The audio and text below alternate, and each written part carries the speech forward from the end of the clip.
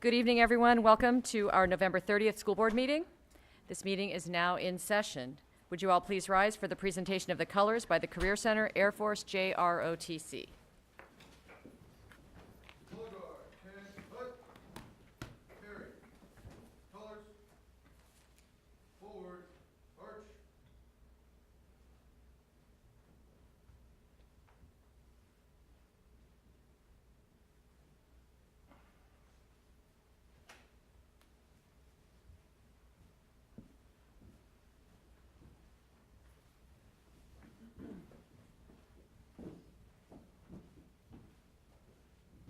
Color guard. Hold.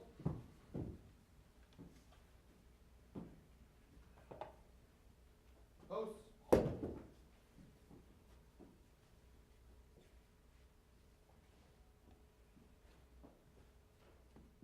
Center. Ace. I pledge allegiance to the flag of the United States of America and to the republic for which it stands, one nation, under God, indivisible, with liberty and justice for all. Center. Ace.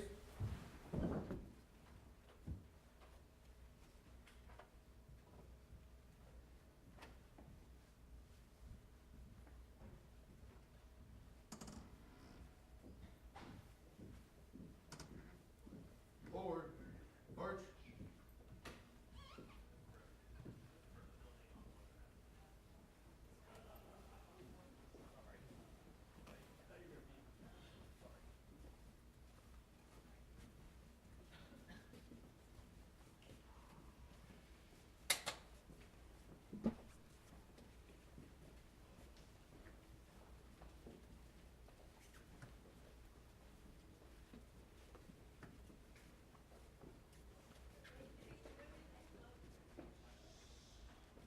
Please be seated.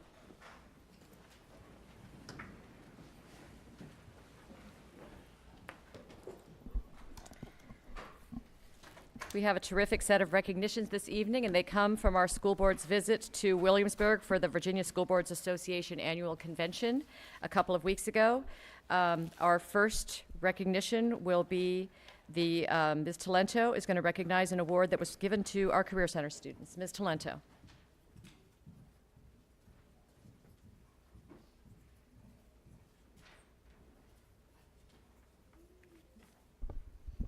Good evening. Every November, school board members attend the Virginia School Board Association Convention in Williamsburg. At this year's convention, we were very excited to learn that out of 70 entries, a group of APS Career Center students took first place in the 6th Annual Student Video Challenge sponsored by the VSBA. And this is the 5th year in a row our students have taken first place. The contest challenged high school students to create a 30-second video around the theme of choice. And videos were judged on quality, creativity, and how well they addressed the topic. The students are here tonight to be congratulated and to show us their award-winning video. I'd like to invite Flor Caceres Godoy, Alex Heil, Sean Manlove, Jacob Perez, and Patel Solomon to come forward, along with Tom O'Day, television and multimedia production instructor, and Principal Margaret Chung.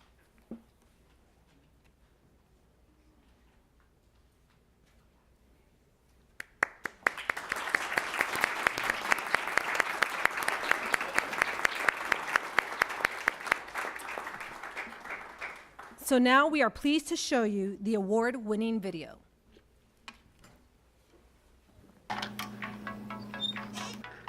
Ever since I was a little girl, I always wanted to be a car mechanic. Through the programs provided by my school, I am doing what I've always enjoyed since I was a little girl. Ever since I was a little boy, I have always dreamed of being a chef. Thanks to the programs in my school, they have given me the choice to achieve the dream that I've always wanted. VSBA, we are our choices. Nice. Very nice.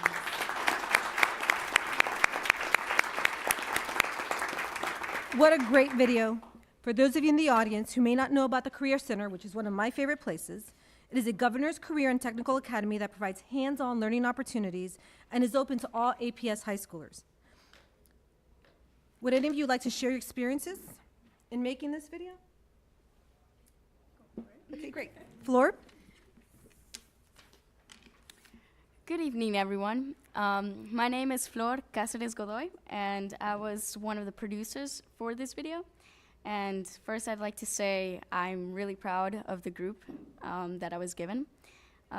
So thank you, Sean, Jake, Patel, and Alex Heil for helping me out in this video. We all worked together. It was a group effort. And, you know, even though we had a rocky beginning, as all groups do, we managed to learn how to cooperate with one another. And, you know, as time went on, we were able to work well with one another, communicate, build that trust amongst ourselves. And it was a really amazing experience. And, you know, we didn't really expect to win, but by some miracle, thankfully we did. And we are proud to represent the Arlington Career Center in their 5th winning video. Thank you.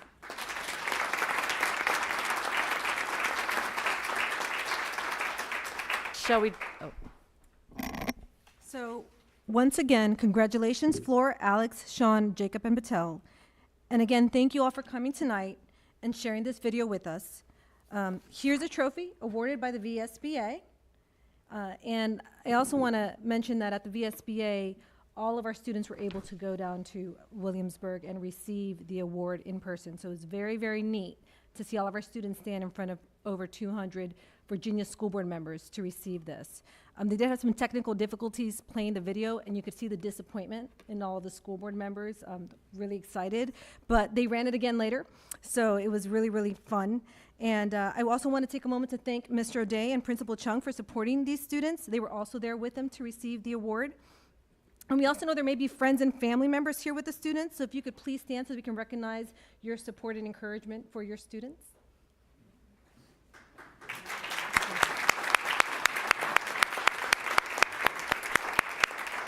And finally, I invite my school board members to join us for a photo. Okay, let's go take a picture.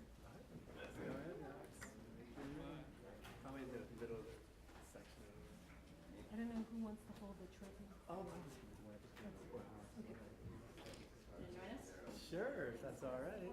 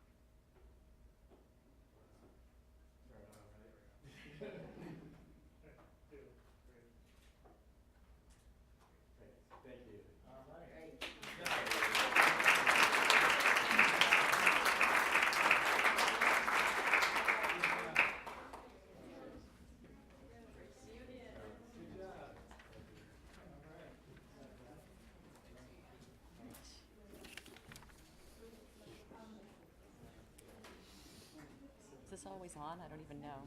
Is this just on? We'll see.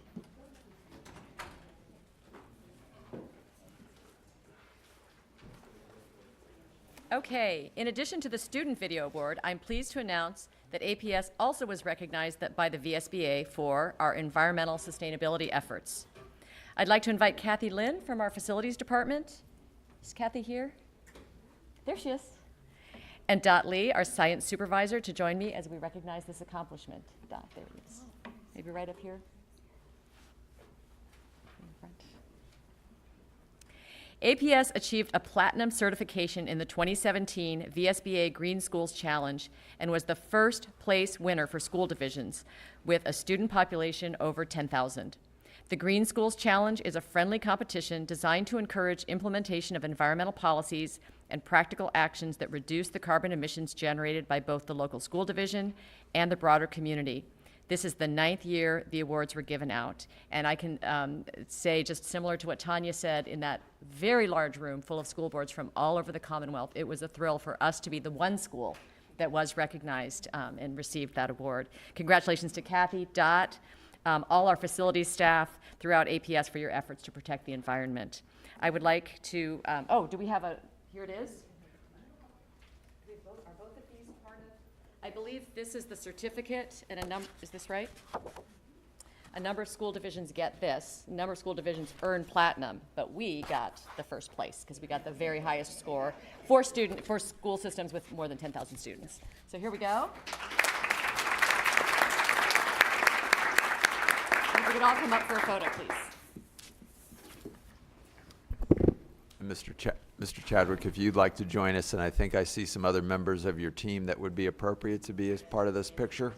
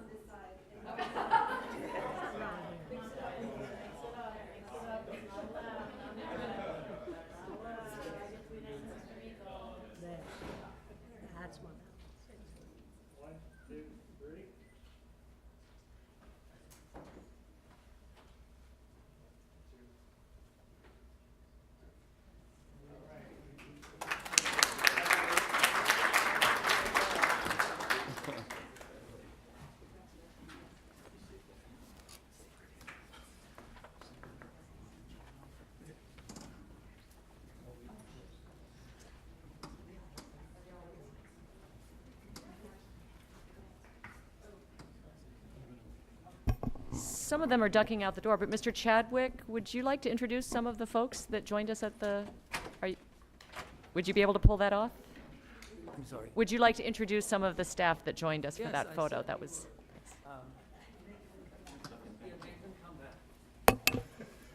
All of them. Kathy Lynn is our energy manager. I think everybody knows that, and stormwater administrator. Next to Kathy is, why don't you wave, Jeff, is Jeff Chambers, our Director of Design and Construction. Next to him is Jim Meikle, our Director of Maintenance. And where is Stephen Bernheisel? Stephen Bernheisel is over there. He is our Assistant Director of Maintenance. And next to him is Art Bell, Director of Plant Operations. All of that contributes to, all of those services contribute to receiving this award. So I would like to thank them too. right. And of course, Dot Lee, our science supervisor, who was not part of your facilities staff, but this is an integrated, right, this is an integrated effort. So great work, everyone. I have one more VSBA award to announce and share with you all. Our partner in the design of Discovery Elementary School, VMDO Architects, received the Platinum Award in the Exhibitions of School Architecture contest. This award is given for achievement in new construction, renovation, and adaptive use of existing space. So we'd like to congratulate VMDO and our facility staff, of course, again, who worked with them. We are now at announcements. December 6th, we will have a work session on the whole child, wellness, and an update from the Arlington Partnership for Children, Youth, and Families at 7 p.m. in room 101. On December 13th, we will hold our annual legislative breakfast at 8 a.m. in Wakefield High School, room A134. Board members, do you have any announcements to make? Okay, Dr. Murphy, do you have any announcements? Oh, I'm sorry, Ms. Tolento. I just wanted to mention that on our next board meeting, which is December 14th, we'll be honoring Mr. James Lander and his service for 8 years. So please come by early, and I promise you don't have to stay for the meeting. You can go home and watch it on television, as is the preferred choice with popcorn and pajamas. But please come by for the reception, and I believe it starts at 6 p.m. Okay, thank you. 6 p.m., yes. People do make that choice, but we'd love for them to stay. If they would like to stay and be with us. Perhaps we could provide popcorn. Dr. Murphy, announcements. Yes, thank you. I'm kicking off with the annual celebration we have here, which is a collaboration between the schools and the county for the Martin Luther King Jr. Literary and Visual Arts Contest. And this year we're asking students to explore Dr. King's roots and make some connections between his life and the effect that he had on others and our students' life. So Dawn Smith, who's in our school and community relations, has continued to do an excellent job. We have 100% of our schools participate, so we're encouraging again those entries to come in. I know this is just about the same time that the CCPTA sponsors the Reflections contest, and I would say that we have great participation there as well as this event. So the arts are alive and well in Arlington, and thank you to our students who participate annually.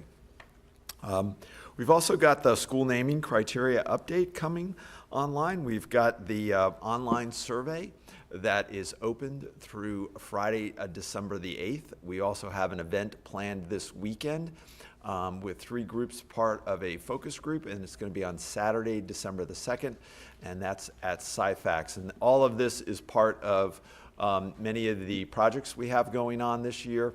And if you visit, as you can see there, apsva.us engage, you can kind of stay up to speed with many of the different projects and how they're moving forward. Dr. Christy Murphy has come forward with the calendar for the coming year. And so we're going to be kicking off on Monday for you to provide some input and guidance to the committee, who has several calendars out there that we'd like some feedback on. That's going to open up on December the 4th, and that's going to run through the 21st. So a lot of this information will be posted just after the weekend, and you can tap into that. We've also got a celebration of APS codes. That'll be at the Arlington Career Center, and you'll see maybe many of the students that you saw earlier that we were recognizing. That's coming up here on Monday. It's from 7 to 8:30, and we're going to be asking families to come with their personal devices that APS has issued between 7 and 8:30 and learn about some of the basics around coding. It also would be a great opportunity, if you haven't been to the Career Center, to get a firsthand look at many of the things that are going on there, and there'll be opportunities for students to kind of tour and look around and see some of the various things that happen at the Career Center, and we encourage that.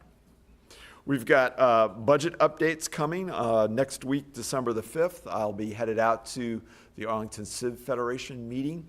That is going to be, by the way, live stream, and I'll be there with the county manager, and we'll be talking about where we are with the budget and as far as preparing for how we begin to move forward. I know Ms. Peterson and her staff have been holding a variety of forums. We've also had the opportunity to visit with schools and get some input there as well.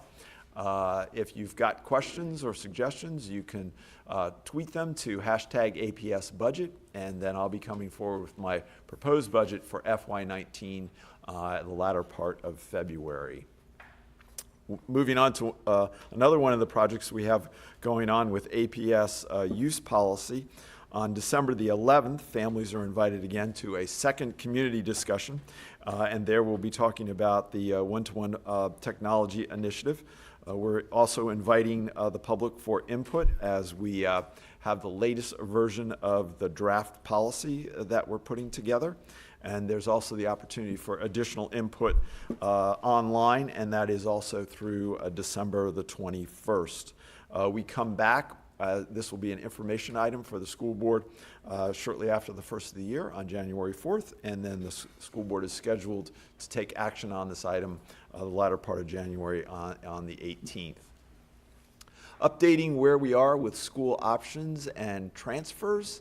The application period runs through Friday, January the 19th, 2018, and as you can see, the options include HB Woodlawn, Arlington Tech, the Wakefield AP Capstone, and the Washington Lee IB program.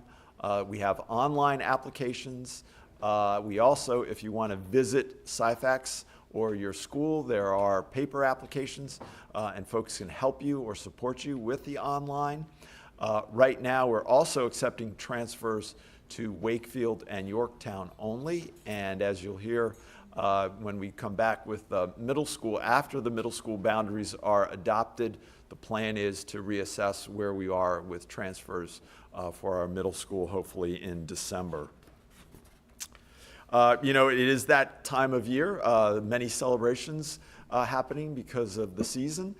We want to encourage our community to come out. There's over 30 plus performances planned for the month of December, and most significantly for some of our senior citizens, free admission to many of these events is available. If you're interested in coming out and would like one of those senior citizen cards, you can contact us at 703-228-6005 to request a card, or you can also go to the APS website and our arts education calendar, and there's information there as well about that. Some important dates that we want to just make note of this evening. We have the holiday starting at sunset on December the 12th through December the 20th for Hanukkah. We have a middle school and high school early release on December the 13th.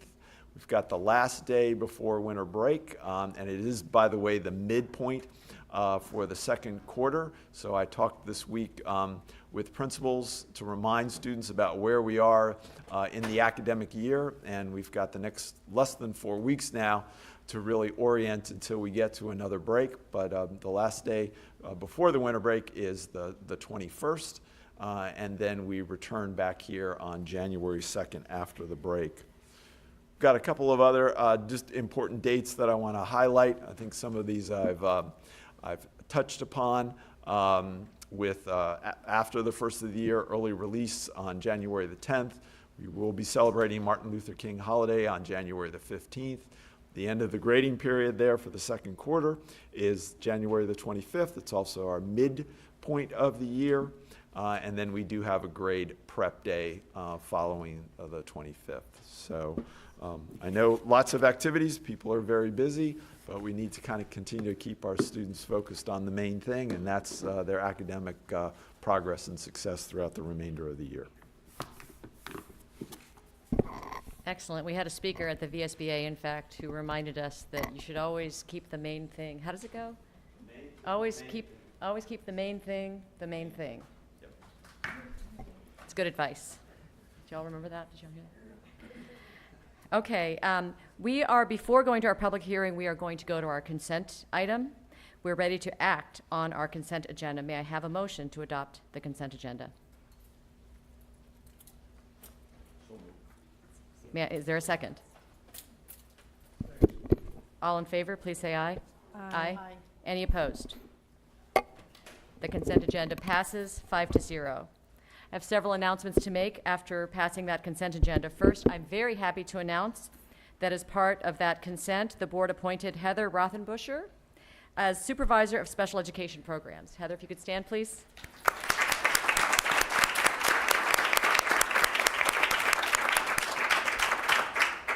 Heather comes to us from Alexandria Public Schools and has 13 years of experience in education. She's been a special education teacher, autism program manager, and instructional specialist. She has provided one-on-one coaching and support to school-based teams on inclusion of students with disabilities in the general education setting. Heather brings a wealth of knowledge to APS and understands the importance of building strong relationships with families to achieve positive outcomes for student success. Welcome, Heather.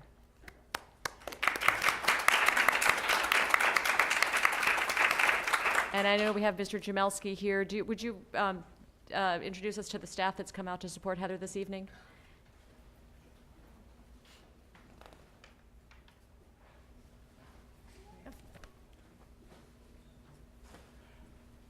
Thank you. We have Wendy Correa, who has been our supervisor of special education, transitioning to supervisor of school psychologists and social workers. And we have Dr. Colleen Koval, who is our compliance coordinator, compliance specialist in the Office of Special Education. And we're very pleased to be having Heather joining our team. Thank you very much. I'm also happy to announce that under consent, the board appointed Kathleen McSweeney to chair the Career Center Working Group. Kathleen? There she is.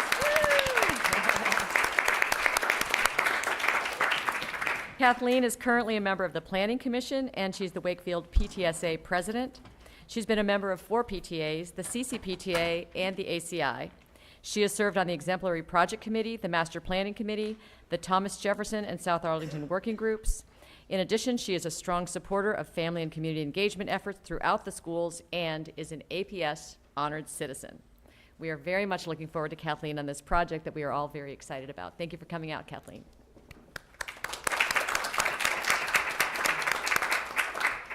Finally, I want to mention that we have made an appointment to the Joint Facilities Advisory Committee, Christina Diaz-Torres. And we have received 2 briefing reports from APS. One is on internships and one is on food and nutrition services. To keep our meetings efficient, we see a lot of topics every other year in detail with a presentation, and on those off years, we receive briefing reports. They update us on the data and keep us posted on how things are going. Great work happening in food and nutrition especially, and internships are happening all over APS. It's a growing thing that we're doing, and something that we're all very interested in expanding and energizing. So these are really terrific reports, and we would commend them all to you. They are posted on board docs. Okay, and we have posted that we do not start, it is time for our public hearing. We have posted that we do not start that public hearing until 7 p.m. So we have a few minutes. I have an announcement that I just thought of. Okay, Ms. Talento, an announcement. So it's exciting. Will it take 4 minutes? I will make it. Okay. Try to take 4 minutes. Okay, I can do it in Spanish and English. Maybe that. There we go. I attended today a luncheon for 40 under 40, and I just wanted to acknowledge we had 3 educators who were recognized in the 40 under 40 category, and I believe I memorized their names, which is not one of my skills. Catherine Hale, she's a teacher at Gunston Middle School. Molly Haynes, she was Teacher of the Year at Hoffman Boston. And Wilmer, I can't remember, Castro. He is the auto tech educator at the Career Center. And it was really, really neat to have 3 of our educators recognized today at the 40 under 40 lunch and hear their stories and their ambitions and how they view education so passionately, and how the community has really recognized them as future leaders, current leaders and future leaders to watch. So I just wanted to acknowledge them this evening, and let's give them a round of applause even though they're not here, because it was really fun to have them today. And they're 40, so we had 3 out of 40, so I thought that was pretty cool. Oh, that's fine. Yeah, no, it's fine. And just to be clear to the audience, the reason we do want to wait until 7 is, although you all are sitting here, we start our meetings at 6:30. We start at an earlier time than we have previously, because often our meetings go late, and by starting earlier, they won't go quite as late, and that's especially helpful to our staff who have to get up early the next day. But in doing that, we wanted to make sure that parents and other people who have other things going on in their lives are able to get here in time for public comment. So we promised that we would never start that before 7 p.m. And also, people are watching at home on video, turning it on TV. So we do want to start on at the right time that we've promised. Having said that, we are going to be turning to the public hearing on the superintendent's proposed middle school boundaries. And I do believe, Dr. Murphy, that we will be having an update before we go to the public hearing. So perhaps we can get that started. But again, I would ask that, because people might be tuning in from home, let's wait until 7 p.m. Can check their phones quickly for any texts that are coming in, and have a very short break. And I heard that there may be a football game this evening. What's the score, Mr. Lander? Well, it hasn't started yet. Would you like us to? I think Wakefield is playing the Who's team. playing? Wakefield may be playing the team from Dallas. Wakefield? Oh, yeah. They're about the same level of competition. That's why I asked. Saying they're better than the Washington football team. Is that, am I picking up on this? Absolutely. I got it. And a lot more discipline too. No doubt, no doubt.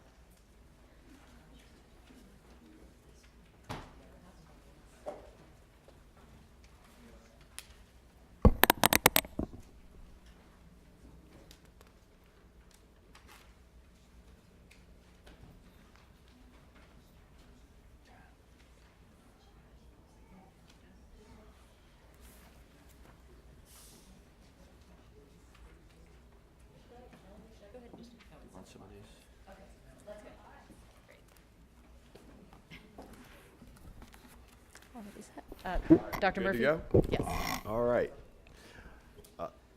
I know that at the last meeting, we came forward with the superintendent's proposed middle school boundary changes. Since then, we've continued to receive input. And so this evening, what I've asked Dr. Johnson to do is there is a revised update. It's option A, version 2. And we want to point out to you some of the changes that we've made with 2 planning units specifically. So Dr. Johnson's going to walk us through that. Yep. What we're trying to do is make the community aware of changes as they're happening, so that when we arrive at a decision on December 14th, we've gotten there, everyone understands how we've gotten there, and I think one of the pieces that we've heard is that folks would like to have as much information as far in advance as possible. So if they'd like to provide input on that, they can. So this evening with the update, I think we've still got some time, over 14 days until the board decides to take action. So with that as a backdrop, Dr. Johnson, I'll turn to you. Sure. My name is Sarah Johnson, and I'm a planner with the Department of Planning and Evaluation, and we're the department that is overseeing the middle school boundary change process. Just a quick reminder that we've been working to develop new middle school boundaries because we're opening a new middle school at the Stratford site. We also need to relieve crowding and balance enrollment across our middle schools. And as another reminder, this will impact students currently in grades 4, 5, and 6, and the students who follow them. On November the 14th, the superintendent shared his recommendation for middle school boundary changes with the school board. Since then, the school board has reviewed the recommendation and has been gathering feedback from the community. As a result, the school board asked the superintendent to prepare a revised recommendation. What you see now on your screen is the option that was presented on November the 14th. In the updated option, you will see a couple of things. The revised recommendation reassigns 2 planning units, and those are 24-100 and 24-111 from Jefferson to the new middle school at the Stratford site, which will bring that new middle school site's capacity up to from 90% up to from 90 to 94% in 2019. And here is the new updated map. Most of what you see on the right-hand side still remains the same. Out of 6,000 students, 1,545 are reassigned to a new middle school. There are still only 84 planning units that are being moved, but now instead of 59 planning units to the new middle school, we're moving 61. And 4 schools, more than 50% of the students are in the potential walk zones. We have a range in capacity and in economically disadvantaged students across schools. For capacity, the range is from 89% at Williamsburg to 111% at Swanson. The percent of economically disadvantaged students ranges from 1% at Williamsburg to 54% at Kenmore. The rest of our proposal remains the same. So we are still recommending that students in grades 6th, 7th, and 8th attend their newly assigned middle school in September 2019. This will help us to better balance capacity at each school, keep siblings together, help transportation services, and allow for the removal of some relocatables. The next actions for the school board will be to recommend new boundary change options and decide which grades will move in September 2019. And the upcoming timeline for the boundary process includes the school board deliberations on December 14th, and then in September 2019, the new middle school at Stratford will open and the new boundary changes will take effect. And that's it. Thank you, Ms. Johnson. We will now hear from our speakers, but first I will read our speaker guidelines. The school board welcomes public comment. Generally, school board members do not respond to comments during the meetings. If they've not already signed up online, speakers must submit a speaker slip to the clerk before the agenda item they wish to speak on is called. Each speaker may speak for up to 2 minutes. There's a timer to help you keep track of your time, and speakers should conclude their remarks when the buzzer sounds. All comments should address a matter related to Arlington Public Schools. Speakers should be courteous and address their comments to the entire school board. Speakers are called in the order in which they sign up. If you have written comments, please give them to the clerk. We do ask the audience to refrain from applauding. It does take away time from the following speakers. And what we've found works well is a visible, quiet knock. It's very visible to us up here as well as those in the audience. And many people in the room are well practiced at it. As you could see, Ms. Gant gave you a nice demonstration. Ms. Elliott, would you please call the first speakers? Yes, ma'am. We will call speakers up 3 at a time and ask you to line up by Mr. Bellavia there so you can move more smoothly to the podium. I also will put the list of speakers on the screen. It was there a minute ago. So we can keep track of where we are. So the first 3 speakers are Lisa Blackwell, Richard Gibson, and Marion Gertis. You can come straight to the podium. Okay. Good evening, board members and Dr. Murphy. My name is Lisa Blackwell, and I'm the parent of a 6th grader at Kenmore Middle School. I have always told my friends and family that APS has the best schools in the country. I feel that any school in APS is better than 90% of any of the other schools in America. And I appreciate the care and thought that Lisa Stengel and Dr. Sarah Johnson and the rest of the staff have put into and brought to the process of the middle school boundary location so far. I just feel that at this time, because we have the time and the opportunity, because we're bringing so many schools online in 2019, that we should stop the process for middle school boundaries and begin the process for the elementary school boundaries. Because one of the things that we could consider doing instead of sending planning units is sending entire elementary schools to a middle school. Because one of the things that I've heard in all the meetings that I've been to and reading the comments online is that people want to keep their communities together. And it would be much easier to move, you would take Claremont, Key, there's 5th graders, and put them at Gunston for the immersion program. You would take an entire 5th grade and move it together. And then when you put different elementary schools together, the communities stay together, and in the same way, you would move middle schools to high schools. So you would take an entire middle school, combine it with another middle school, and fill a high school, because we're going from 24 elementary schools to 6 middle schools to 3 high schools. The way we're currently doing the process where we're trying to build these little communities doesn't make any changes. You would have much more opportunity to make changes in how these communities stay together and how the children mix if we would move entire schools at a time. And that we should just really spend the time and the care, the same time and care that we have in starting the middle school boundary process and doing the elementary school process. Thank you for the time.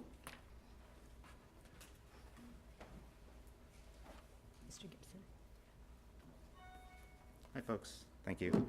My name is Richard Gibson. I'm a homeowner, parent, and a teacher for Arlington Schools. I'm also on my Civic Association board, so I came to this a little bit late, but when Aurora was looking at the middle school boundary changes, and I looked at the numbers, I became very concerned. I moved back I grew up in Arlington in the 1970s in the Columbia Forest area. I was very proud of my community. I went away and I decided to come back here and teach because I was proud of it. When I looked at the numbers that the plan would result in, I'm concerned about the level of segregation in our middle schools. And I could talk about a lot of things, but I really just want to point out, I'm just going to focus on one thing that seems pretty obvious to me, and it's Planning Unit 1301, which, if you don't know, is essentially Patrick Henry apartments. Those apartments are predominantly Hispanic, predominantly economically disadvantaged English language learners. They are 0.8 miles walk down bucolic Patrick Henry Drive to Swanson, but they are zoned for Kenmore, which is a 1.5 mile walk away from where they are. I know I don't need to tell you the numbers or compare, Swanson to Kenmore to you, but I will tell you that there are districts that that are in Swanson's zone that are closer to Kenmore, that are predominantly affluent and white, and it seems I'm struggling for like a reason for why these students are being kept out of a more affluent school that doesn't involve, I don't know, someone's property values or something like that. So I know that it's hard. I know it's hard. You can't make everyone happy, but this seems really like a low-hanging fruit as far as promoting diversity and promoting more equal distribution of our population among the schools. Thank you. All right, before Ms. Girda speaks, the next three speakers are Dima Hakura, Anthony Panza, and Samir Bagay.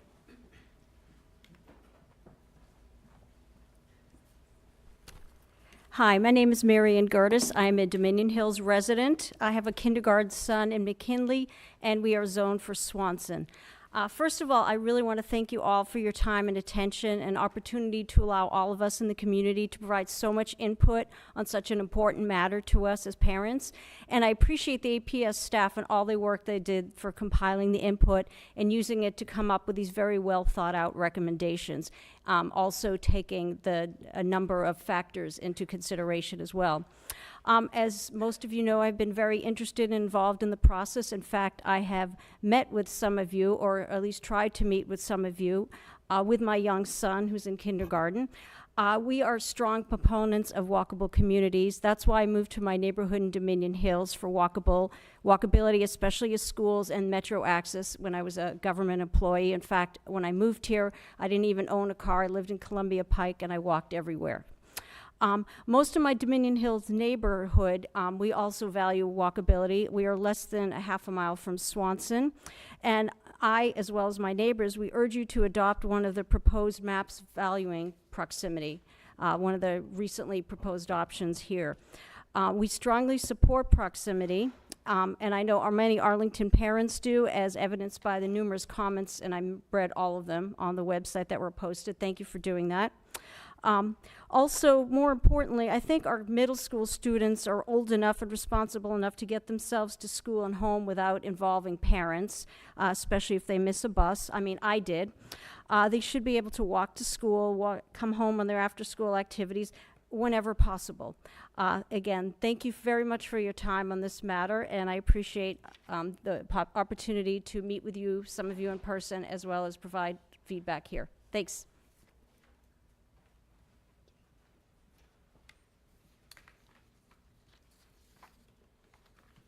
Good evening. My name is Dima Hakura. I want to thank the superintendent, all of his staff, and the board for taking the time to listen, to understand our concerns, and to revise the superintendent's recommendation to move planning units 24-100 and 24-111 in the courthouse Clarendon from TJ to Stratford. As Lisa Stengel said in the board's work session this week, when you start off with current boundaries, you may not have a great solution because of some of the old historical stuff. That is exactly the case here. You heard how the courthouse Clarendon neighborhoods had gone through dramatic changes over the last 25 years, and zoning that was in effect then does not work today, and now your recommendation has changed. You recognize that 10th Street used to be a quiet neighborhood street, but now is a major thoroughfare that is not safely crossable. The updated Option A version 2 will enable our middle school students to independently reach by foot or bike a large proportion of the Stratford classmates for study groups, projects, and activities. It also works well with the county board's newly adopted parking policy in new developments in the metro area, which in some cases may reduce parking spots to 1 for every 5 units. Furthermore, it also helps foster our community and truly creates an urban village. Students will be able to go through the difficult transition years of middle school with their childhood friends and neighbors. For it's the community network that families are able to build in elementary school that will support the children in middle school. I would not expect a stranger to alert me of something at school, but if it's the neighbor who's known my child since elementary, then I will hear about it. As you correctly assessed under each of the 6 guide policy considerations you considered, they all point for us to go to Stratford. I thank you for revising. I urge the board to vote for the updated proposal presented today on December 14. Thanks again for your consideration.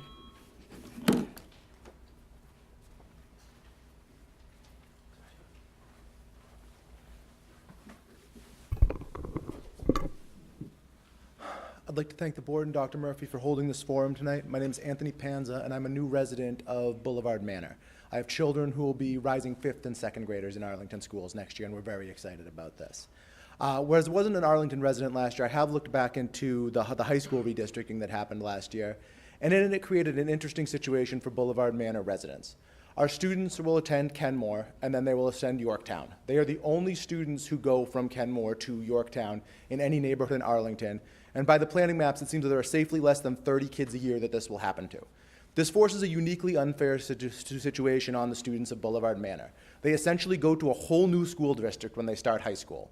One of the criteria that they put forward on this was alignment. We don't want to rip groups of students apart as they move from the elementary school to the middle school to the high school level, and that's exactly what has happened to this point. I've gone through the planning blocks. There is no other analogous situation on this. And so now as we address middle school boundaries, even though it is not covered in the current proposal, I really ask that we take a hard look at planning blocks 1301, 1302, and 1303 and see if there's something that we can do to remedy this misalignment that was created last year by the high school redistricting. With all of this, there are many things that we cannot fix. We cannot fix the physical locations of our school. We can't control for housing growth and housing patterns, and for economic disparities between, say, Williamsburg and Kenmore. Some things are simply governed by proximity and the way that Arlington has developed. This is a fixable issue. It requires either sending more of Kenmore to Yorktown or putting the Boulevard Manor students in a middle school with other students who will then go with them to Yorktown. I don't claim to have the solution, but I'd like to think staff and the board, when they put their head together, should be able to come up with something here. I really implore you guys to do something about it. Thank you very much for your time. The next three speakers will be Marguerite Gooden, Reem Akkad, and Jordan Thomas.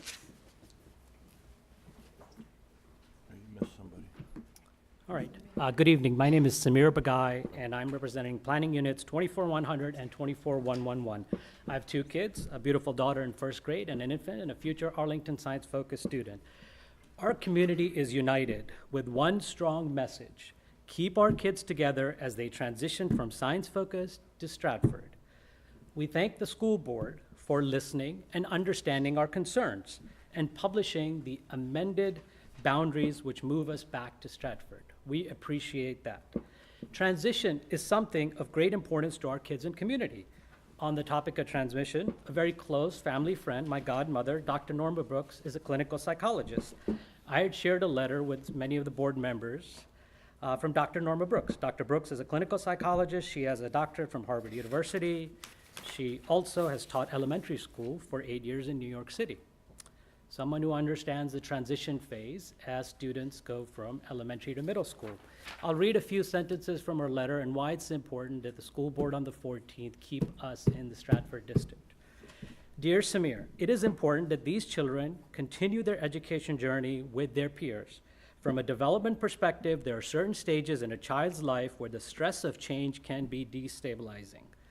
Several children involved are pre-adolescents, and a significant transition needs to be done with thought, sensitivity, so that it is done not impact their negativity. Pre-adolescence is not a time to make dramatic changes in one's social world, in one's organizational life from school perspective.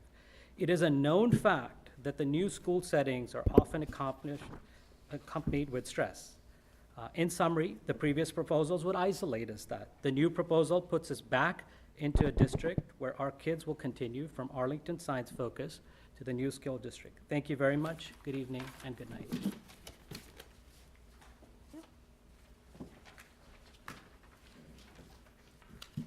Good evening. My name is Marguerite Gooden, and I'm a native Arlingtonian, having lived in Halls Hill, Highview Park for more than 6 decades. I would like to believe that all Arlington schools are quality schools, delivering excellent instruction to all students. And with that said, Highview Park, Halls Hill community is proud of its diversity and is a great example of a changing community working together for the good of everyone, and Glebe School has been a focal point. We love our community school, and children and parents feel valued and appreciated and supported. Option A demonstrates the school system's commitment to proximity, efficiency, alignment, and diversity. The families of Highview Park and Waycroft chose to live in these communities for these very reasons. These values should be applauded and honored, as well as recognized for genuine efforts by our entire Glebe community to demonstrate how diversity really works socially, academically, and civilly. A member of the board recently said, we should take the diversity poster down, because some schools, we will experience less diversity enrollment as a result of option A. Demographics are solely determined by the housing market.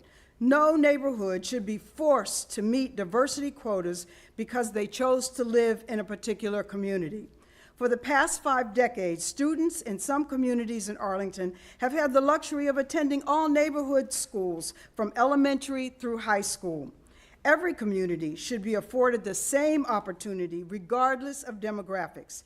Option A has, for the very first time, given the students in my community that opportunity. Thank you again for considering option A. Instead of taking down the diversity poster, the superintendent and the board, maybe you should consider more creative ways to actually honor it. Thank you so much for your time and attention.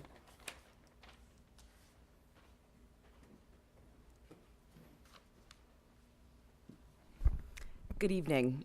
My name is Rima Khad, and I am here to speak on behalf of my neighbors regarding Planet Units 24100 and 24111. I want to sincerely thank the board and Dr. Murphy for taking the time to listen to our concerns and for listening to us. This is an extremely important issue, and my neighbors have already laid out really strong arguments as to why our school, the entirety of our school should go together to Stratford as opposed to being divided. But I want to tell you personally why this is very important to me. Mine is the definition of a modern family, in that my husband and I both are working parents, and our families live all the way on the other side of the country. And so the community that we have built, the one that is built around the neighborhoods of Lion Village and the area where we live, is extremely strong and extremely important to making sure that our children grow up in a community that watches out for their best interests. I'm a very busy mom who is juggling a great deal. And so the parents that I meet on the corner of Rocky Run Park every morning when I drop my son off at school, which is an extremely important moment in my day that I get to spend with him and with them, is an incredibly important time for the building of our community. And I look at this community and I think to myself that in a few years, these children would have otherwise been divided if it wasn't for the revised plan, which means that there would be a lot of things, frankly, that I might forget about that would be important to my children. There have been so many times that parents have said to me, remember, tomorrow this is going on. Are you going to be there? And I think to myself, oh my goodness, thank God that I have them, because otherwise I probably would have forgotten. These are the parents that I depend on, and they depend on me. I am there to make sure that their kids are taken care of whenever I can, and I know that they will do the same for me. I know that this is something that Deem and I have talked about, and I really appreciate you listening. Thanks. It looks like Jordan Thomas may not be here. So the next 3 speakers are Nirja Sharma, Preeti Desai, and Terry Randall.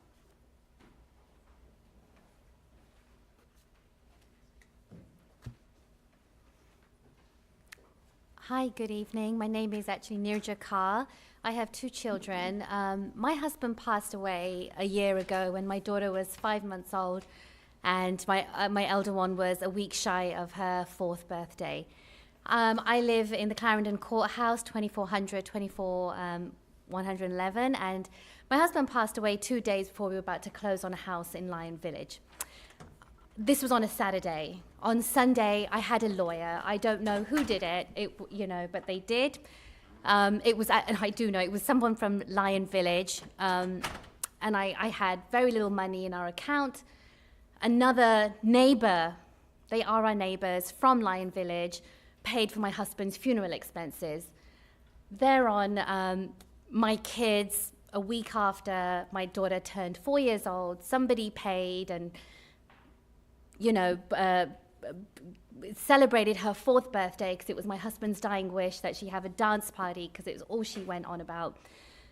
Schools are so important. This is an amazing district, but the health of our children and the health of our community is much more than that. I absolutely appreciate Your decision to keep our children together, that they move together. Lion Village and Clarendon Courthouse are a community together. We move together, we help one another. I have never not had help from people from Lion Village Park to Rocky Run Park and everybody in between. 3 weeks ago, a mother came up to me and said, I've heard about your situation. I know we don't know each other. Anytime you need me to drop your kids to school, just reach out to me. Here's my number. And this is what we do as a community. Thank you so much for listening to us and what we need and for our children's best interests. Thank you.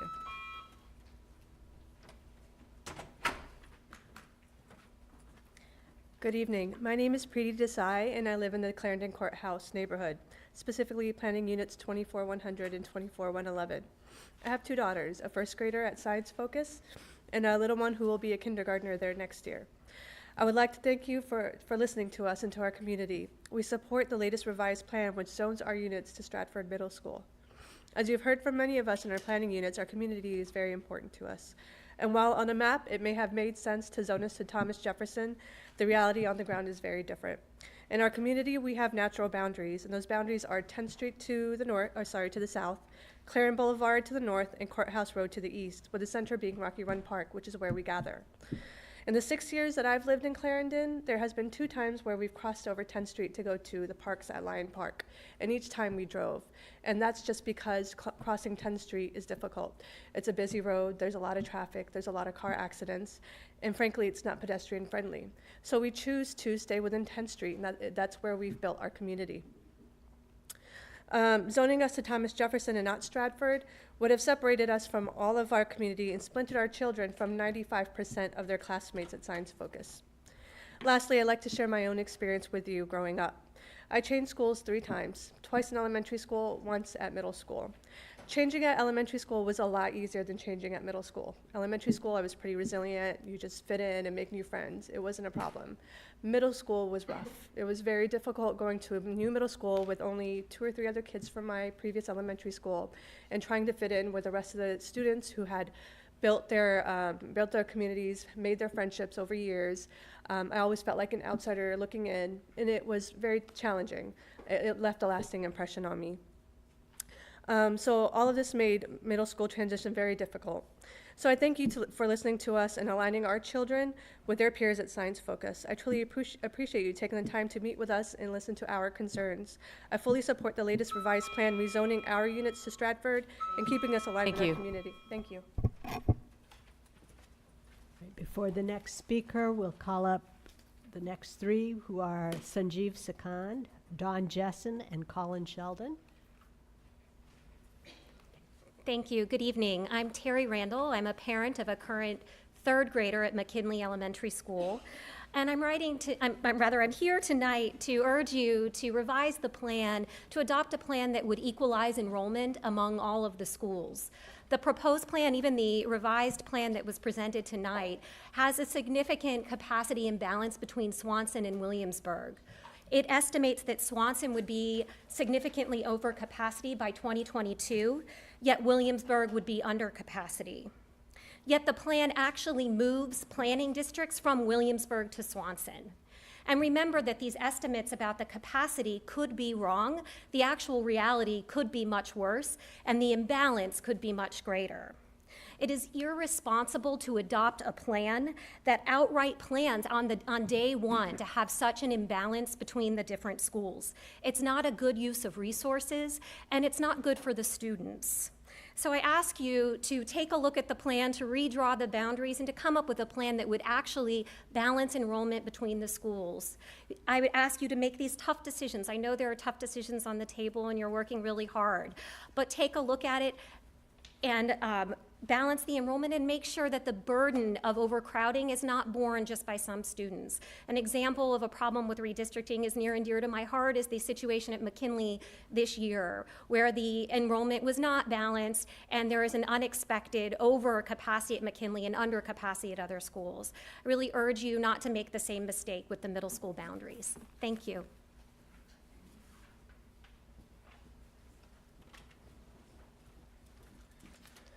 Good evening. I'm going to put this water bottle here. Please don't judge me if I do a Donald Trump and take a sip from it. Anyways, my name is Sanjeev Sikand. I currently have 2 children at Arlington Science Focus School, a great community school, and in the future I'll have 2 more attending there. I want to thank the APS staff and the school board for engaging in a very productive dialogue with planning units 24-100 and 24-111 for the last few weeks. Today's update correctly places those planning units within the Stratford Middle School boundary.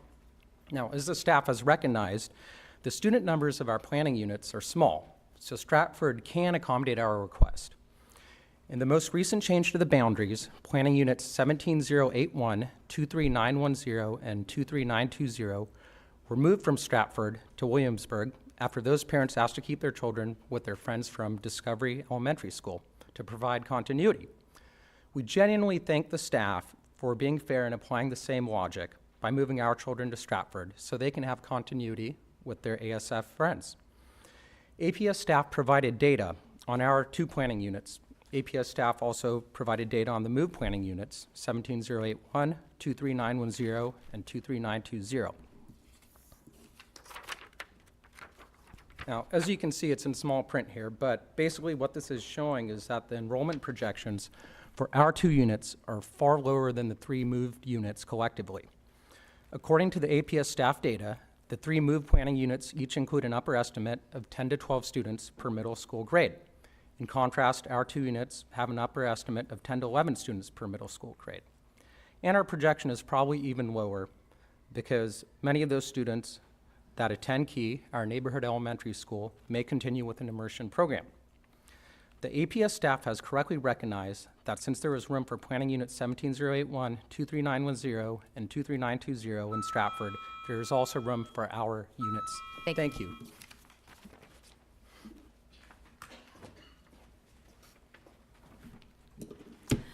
Hi, my name is Dawn Jessen. I live in East Falls Church, Planning Unit 16110. I am strongly opposed to moving my planning unit from Swanson to Williamsburg.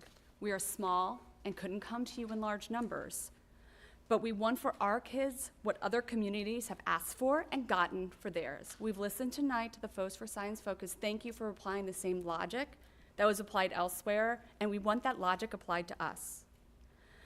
Families have focused on keeping communities together, not having small pockets of kids isolated, and having kids go to schools where they can walk and be near their friends. These give kids a connection to the school and the chance to start to become more independent. It will be next to impossible for our kids to get this at Williamsburg. To get to Williamsburg, we have to traverse past the East Falls Church Metro, Washington Boulevard, Lee Highway, and the Little Falls Sycamore, Washington Boulevard intersection. I don't believe there is any other planning unit that would have to cross that many major intersections to get to a school 1.5 miles further than its closest and walkable school. Our kids regularly walk or bike 1.4 miles to Swanson along the W&OD trail. They can get to many of their friends' houses by walking or biking on the trail. At Williamsburg, our kids would not be able to safely walk or bike to none of their friends' houses outside of our small neighborhood. The entire Williamsburg district is across the Sycamore Street Lee Highway intersection, which, as you know, is treacherous, and thanks to VDOT, will only become more so. They would not be able to walk home if they missed the bus, and they would at Swanson. We're saying our community is east along the trail. My neighborhood is already isolated. We are surrounded by the metro, the park, the interstate, and many major roads. Don't isolate us even further by sending our middle schoolers where they would not be able to bike to school or any of their classmates, when a school Swanson would allow that. No other planning unit is in such a position, and we are asking that we not be either. Before Mr. Sheldon speaks, the next 3 speakers will be Scott Pedowitz, Francisca Winston, and Christina Hedrick. Good evening. My name's Colin Sheldon. I'm a resident of the Dominion Hills neighborhood and the proud father of 2 daughters, a 6th grader that attends Swanson and a 3rd grader that attends Ashlon. As I look through the plan that's before the board, it seems to have a heavy focus on maintaining proximity and efficiency, and I wanted to lend my voice to encouraging that. I think it's the right decision.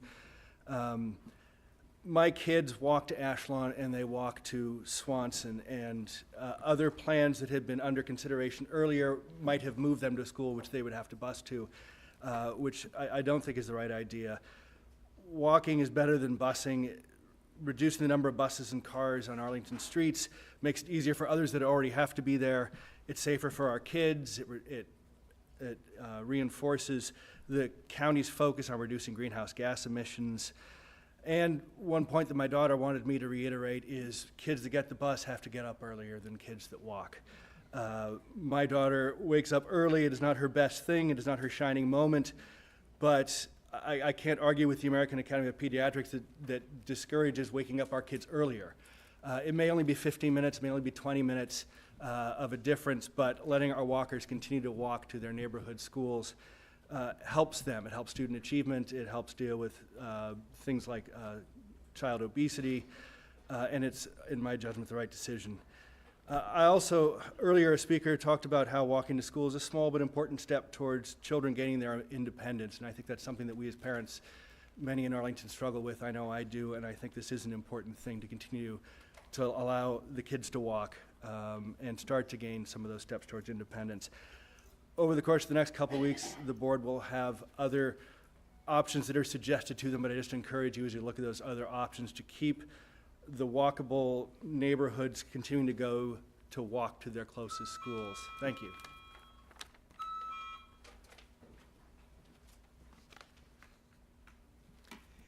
Thank you, Madam Chair and members of the school board. My name is Scott Pedowitz. I'm the president of the Clarendon Courthouse Civic Association. Over the past several weeks, our members have been discussing this issue on our listserv and in other media. I will note, however, we have not voted to take a formal position, so technically I'm speaking on behalf of myself.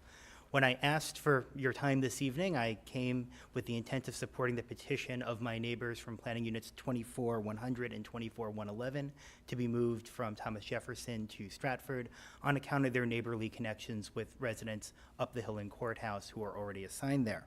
I'm happy instead to be able to come and say I thank the staff for making that adjustment in the most recent draft and to encourage this board to adopt this version insofar as it relates to Clarendon when it votes in a fortnight's time.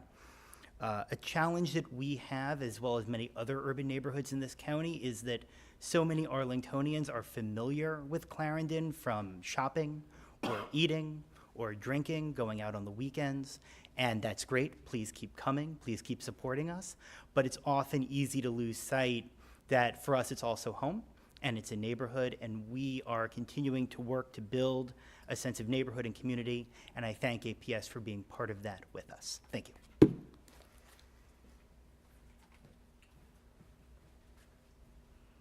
Hi, my name is Francisca Winston, and I live in the Dominion Hills neighborhood.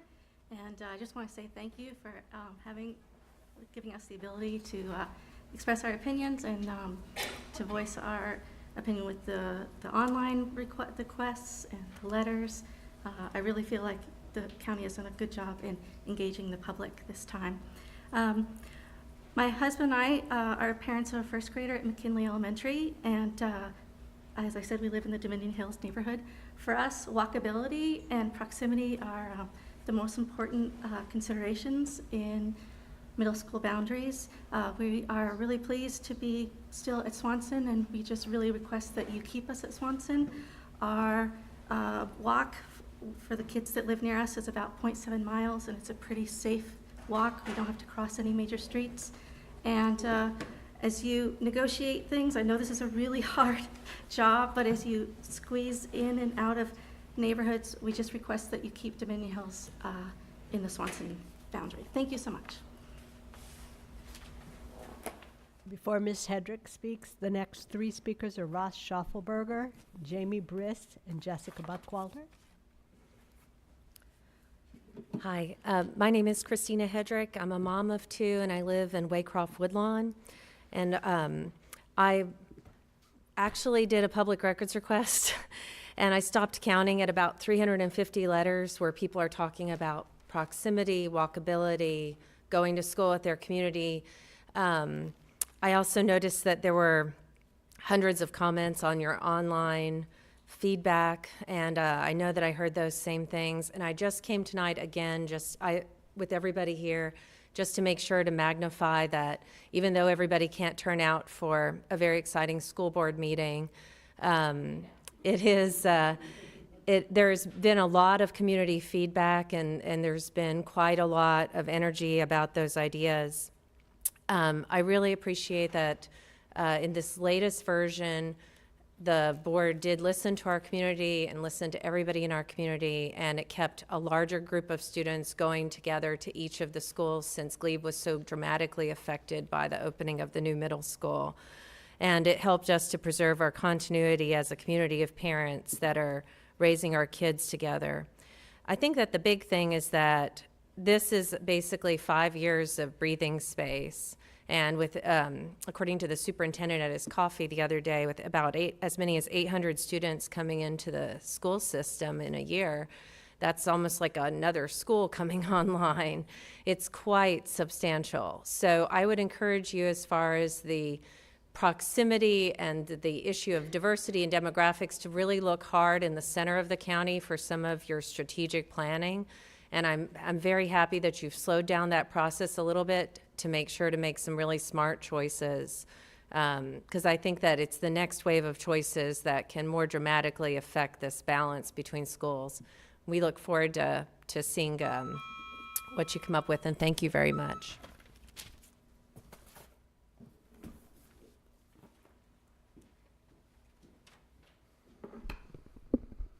My name is Ross Schuffelberger.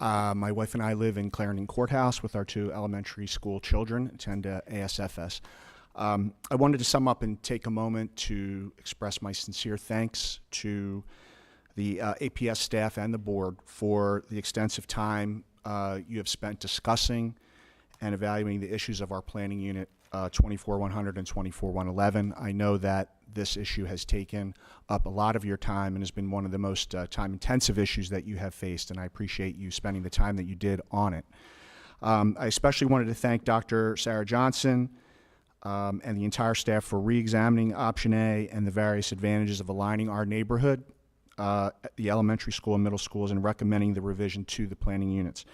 The advantages including, but not limited to, keeping the less than 10% of the students in each grade at ASFS that would have been separated from their peers at grade 6, and now under the proposed revision to Option A, will be kept together at Stratford, along with the many other advantages you have heard the past few weeks, and especially tonight, in regards to considerations such as walkability, diversity, and contiguity.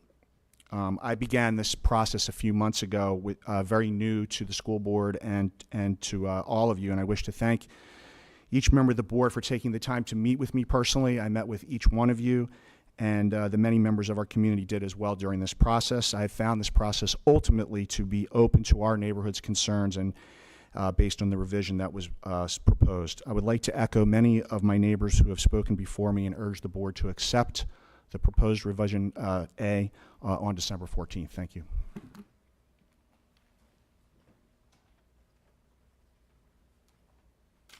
Hi, good evening. My name is Jamie Bryce, and my family of my husband and I and our 5 small children live in Dominion Hills. I just wanted to say that we are very much in favor of proximity and walkability, and hope that the school board comes to a decision which keeps our neighborhood at Swanson Middle School.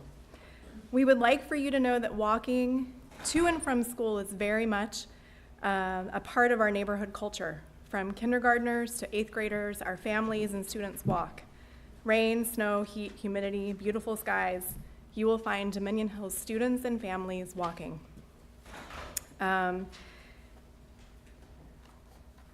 I did a quick calculation, and my 5th grader at the end of his time at Ashlon will have logged close to 2,000 miles coming back and forth to and from school, like I said, no matter the weather. Our morning and afternoon walks provide invaluable time with our family, our community, and our neighbors, and I know that my 5th grader will benefit from similar experiences with his peers next year. My family also believes that the walk in the morning and the afternoon provides much needed exercise and is a huge benefit to students, particularly as we're asking them to sit for longer and longer in the classroom. Last, I would just like to say thank you. I know this is a very difficult task, and we really appreciate all of your hard work. Thank you. Before Ms. Buckwalter starts, the next 3 speakers are Amy Decker, Hemant Sharma and Long Westerland. Good evening. My name is Jessica Buckwalter, and I have 3 children at Glebe Elementary School, and I live in the Halls Hill Highview Park community. I want to thank the board, Dr. Murphy, and Dr. Johnson for addressing my community's concerns about the middle school boundaries. I am here tonight to voice my full support for Option A, Version 2. Under this plan, there will be 4 middle schools by 2022 at a capacity between 103 to 110%, and only 1 middle school above that, which is Swanson at 111%. That is a huge improvement from today's numbers, where Williamsburg is at 126% capacity and Swanson is at 129% capacity. The current proposal allows elementary school communities to stay together when they move to middle school. My community, Highview Park Halls Hill, is the community that was moved from Williamsburg to Swanson under these revised options. And there was a reason for that. Our community was extremely upset that Glebe Elementary School was split between 3 middle schools. We were upset that the Highview Park community was cleaved off from our friends, our neighbors, and our elementary school community for diversity reasons and bused to Williamsburg. We should remain at Swanson. We are walkers to Swanson, and as we have heard throughout tonight and throughout this process, walkers should be walkers. As for creating diversity at Williamsburg, I agree with Marguerite. We've got to get more creative, and I don't have an answer for how to do that. But the answer is not that Highview Park Halls Hill should continue to suffer that burden. We've done it. We've been there, and it's time to move on. Thank you.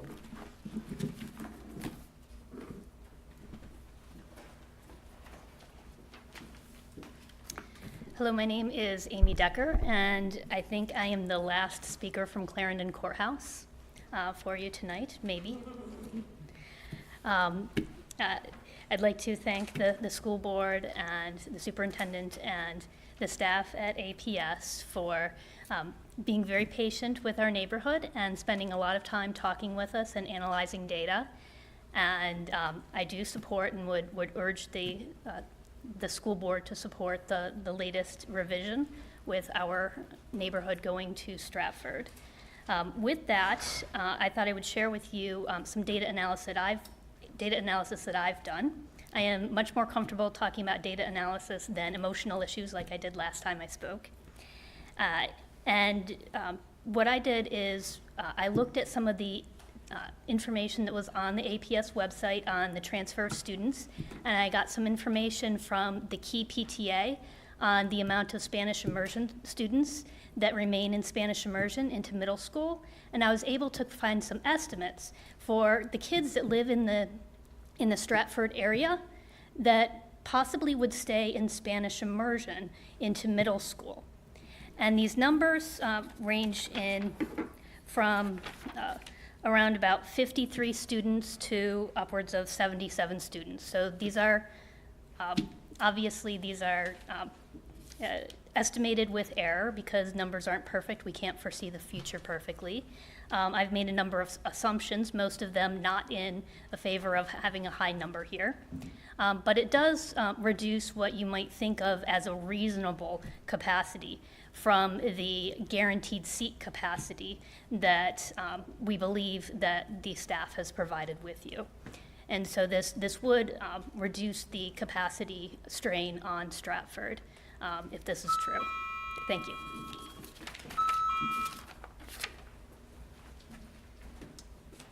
Good evening. My name is Hemant Sharma. I'm in Planning Unit 16110, just south of the East Falls Church Metro. I've lived in Arlington for 17 years, primarily in the courthouse Clarendon region, but recently moved a few years ago to our current neighborhood. We are the only neighborhood that is south of 66 that's going to be moved to Williamsburg from Swanson, and we are outraged at how our neighborhood is being treated like a redheaded stepchild compared to others in our similar situation. We also want proximity. We want continuity for our kids. We are about a little bit over a mile from Swanson. Our middle school kids in the neighborhood have biked to Swanson for years and years along the W&OD trail, where they don't have to cross Lee Highway, don't have to cross I-66, don't have to pass the metro, don't have to go up to Sycamore. And it's outrageous that, instead of going to our local middle school, where for generations people in my neighborhood have gone, we're instead being sent to this other middle school miles and miles away. Ours is a single-car family. We're committed to the metro. We're committed to biking. We're committed to the Arlington lifestyle. And we feel it's been totally ignored with respect to some of these boundary changes. We are a little bit further than some of the other walkers, but our kids still bike. My kids are avid bikers. They're looking forward to biking to middle school, and instead this opportunity is being taken away from them. It's too dangerous, frankly, for our kids to bike and walk to Williamsburg, which is much, much further away. There'd be between 7 and 10 kids affected for each grade. It's a small number that we asked to be changed back to Swanson instead of moving to Williamsburg. We want you to think of the families and not just the numbers. We understand you're in a tough situation, but this affects our lives, our daily beings, our kids' well-being, and we just want the same treatment that you're affording other families. Thank you very much. Thank you. Before Mr. Westerlund begins, the next three speakers are Dan Plafkan, Allison Broadbent, and Emily Vincent. So just by the look on your faces, I want to give you a group hug. So group hug. My name is Lon Westerlund. I was here before. Today I'm here representing the Highview Park Civic Association. I'm on the board. I do a lot. We would like to thank you for option A, for listening to us, but option A has still several families in the Highview Park area still are stuck with a 7.5 mile commute, basically, to the immersion program in Gunston. We would just ask that you consider quietly afterwards and quickly to start a second program near a centrally located area. So people in Lion Village, Williamsburg, all the areas north of Route 50 don't have to traverse the 3-hour hike, not 3 hours, but in snow, 3-hour hike to Gunston. We also have several families that have younger children, and so I think this is the reason that we see drop-offs in numbers when they move from elementary to middle school. So anyways, please consider that. Consider our commute. It's quite a arduous journey. Thank you very much.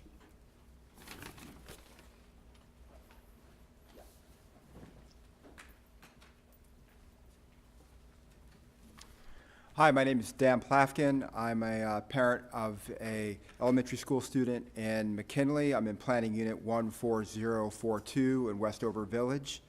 Thank you for overseeing such a deliberative, informed process. I've largely been paying attention through the web, which is such a privilege, and you're continually listening to communities from Glebe and Claremont and others. As this process is still developing, as evidenced by the change tonight to version 2, is really a testament to the school board and to the staff of trying to get this right. And it's just humbling to think how much hard work goes into trying to reconcile and optimize such a complicated process. I'd just like to call out that I don't think Kenmore or Swanson can take additional numbers. You have them right now from option A, which was at 100% for Kenmore, moved up to option A version 2 to 110% for Kenmore. Swanson moved up to 111%. And then, of course, as we all know, Williamsburg moved down to 89% capacity utilization. Recognize completely with walkability and proximity that capacity utilization is just one factor. Completely get that. Definitely respect that. But we can't push these numbers too far in terms of the capacity utilization and further tweak them to have increased numbers go to either Kenmore or Swanson. And additional, as someone else already pointed out, if these numbers further go to extremes, any uncertainty will, like we're experiencing now in some schools with portable teaching units, it'll just be more challenging. So I encourage you to continue to work hard to get this problem, to get this worked out correctly, and thank you for such a great process.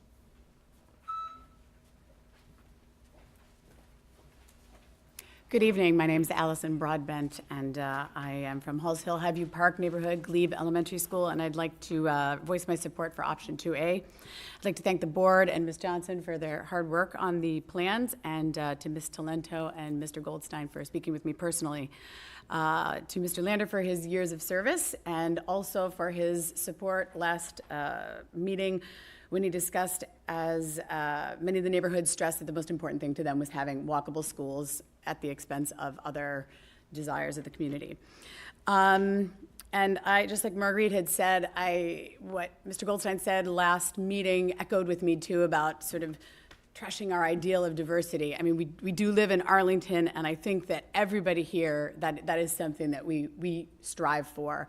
But it's something that I've been reading a lot about recently, and one thing that I've come to learn is that you really cannot mandate integration, and you cannot create diversity at the expense of community. And I think that the plans that you've proposed are taking that into consideration. Again, I don't have the answer for how we create more diversity into our schools. I think that the most unrealistic solution is to create affordable housing in Northern Arlington, but we'll see if that happens, because those people have to live there and be part of that community.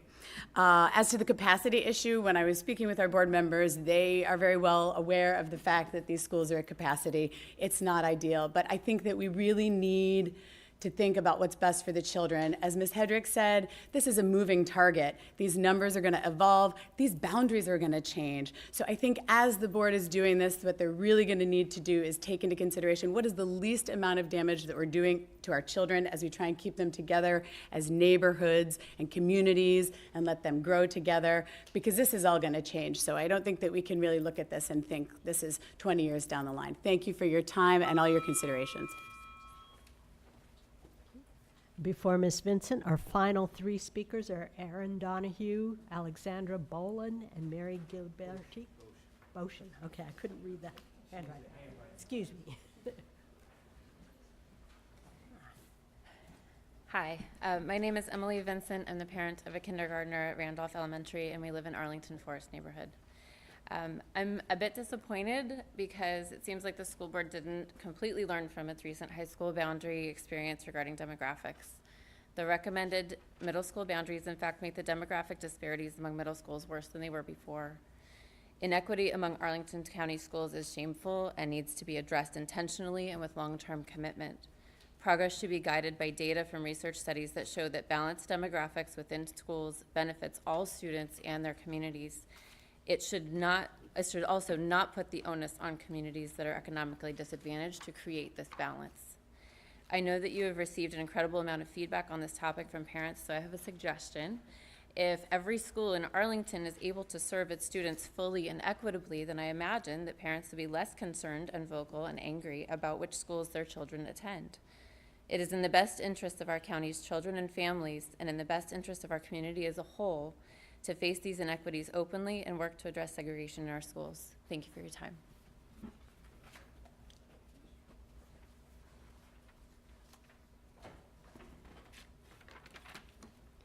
Good evening. My name is Erin Donahue. I'm here appealing on behalf of my small planning unit, 16110. We're tucked behind East Falls Church Metro. We are recommended to be rezoned from Swanson to Williamsburg. This change will have direct and lasting impacts on our small neighborhood, creating hardships for my family and our neighbors. Our community relies on the metro, trail, and public transportation to get to work and school. My family and many neighbors are one-car families. Accessing Williamsburg daily will be difficult. Williamsburg is 3 miles away from my home and requires us to cross 66, the metro, Washington Boulevard, Lee Highway, and the intersection of Little Falls Road. Swanson is just over a mile from my home via the WO&D trail. A shift to Williamsburg means earlier departures for my children, later arrivals home, long bus rides, and more families driving students to school. Williamsburg means no peer connections will ever be made walking and biking together as children. Williamsburg means that we become a community divided. Our only connected and adjacent planning unit by foot, 16140, will remain at Swanson. We will be the only planning unit to move to middle school without an adjacent connected planning unit. On the map, our adjacent planning unit is shown as the Metro.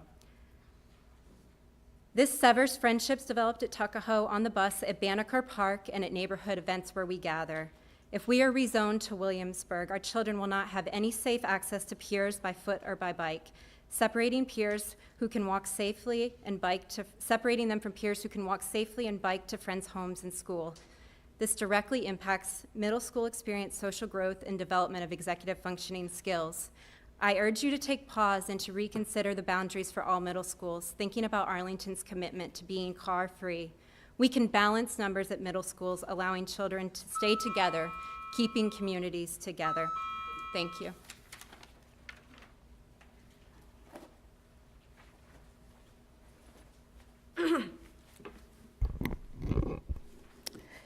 Hello, my name is Alexandra Boshin. I'm from the John M. Langston Citizens Association, and I am the current president.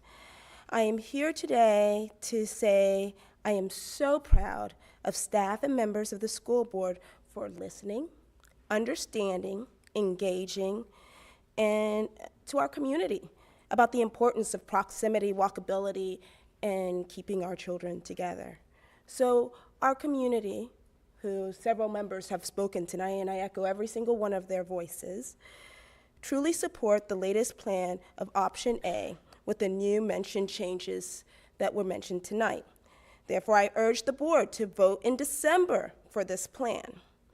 I also understand several comments and concerns about diversity. I live in a diverse household. My children are multiracial. I believe that diversity does start at home. My kids speak Spanish and Chinese.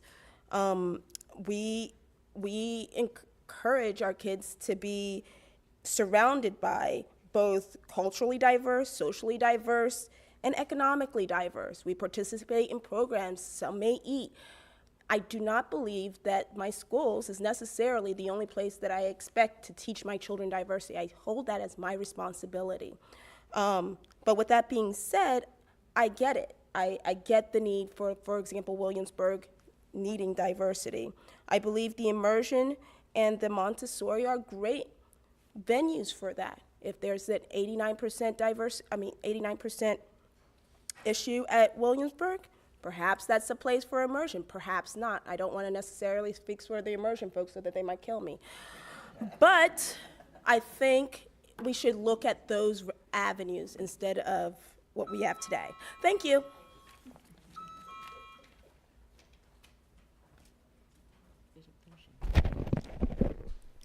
Good evening. I'm Mary Giliberti, and I have 3 children who've been through the Arlington school system.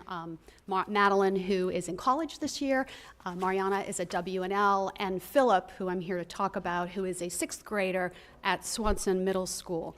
And as some of the speakers have talked about, transitions are very stressful for that middle school age. And I can tell you, because I'm speaking on his behalf, that Philip is already very worried that as an 8th grader under the superintendent's current plan, incoming 8th graders would be moved to a new school. And he said to me very recently, "Mom, are you telling me they would make me move and then move again the next year? Would I have to leave Swanson?" And I said, well, I'm going to come and talk to the school board to tell them about how stressful that would be for you and to urge them as much as possible, I possibly can, to leave the 8th graders that are coming in at their middle schools. They invest. One of the great things about Arlington is we have such amazing activities for our kids. Philip participates in choir. And as a boy, you all know, not that many boys participate in choir. And he's been learning from Dr. Klontz, who is unbelievable at Swanson. Just, I mean, an incredible choir director. And he loves it. And if he moves to a new school, I'm not sure he'd even stick with it. And I know it would be incredibly difficult for him. And he's not the only one. Kids invest in athletics, they invest in technology, they invest in different topics. And having had 2 years there, please let them do their last year at their middle school. And I know the issue's been raised. The more parents actually answering the survey said that they thought many more 8th graders should stay where they are. It's really important to their mental health. And we talk about siblings, but I've had kids at HB and WNL, IB programs, kids go to different schools. It's not at that level as the issue that it is. And there's many more 8th graders than there are siblings. Thank you. We have completed our list of speakers. Okay. Thank you all so much for coming out. I have to first commend everyone. This is the first time I've seen a group of people this large all cooperating with the knock. There was not a single clap the entire evening. That's never happened as far as I know. Woo! Yeah. Thank you, Mr. Lander. You all hang out with us too much, clearly, because you know the rules too well. So we really do appreciate hearing from everyone. We really take your comments seriously. We love to learn about your kids and community. And, you know, we're still working on this process. I first want to mention that this is a public hearing this evening. As you know, we saw the first recommendation 2 weeks ago for information. Tonight's a public hearing. We vote in 2 weeks.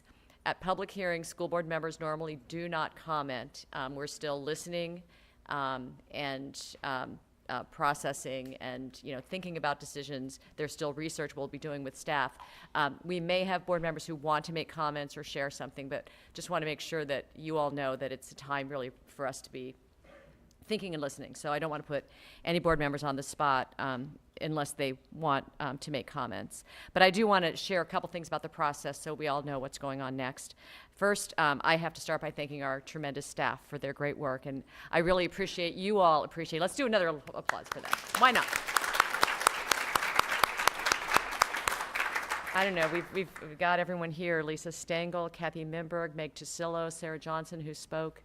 Is there anyone else and we should acknowledge? The team, anyone walking at home, you are very, very, very much appreciated. We on the board appreciate you. It's really wonderful that the community has recognized your great work, so we really appreciate that. We will be voting on December 14th, and I think you all recognized this evening, right now we are looking at a staff recommendation. So that is sort of where things currently are.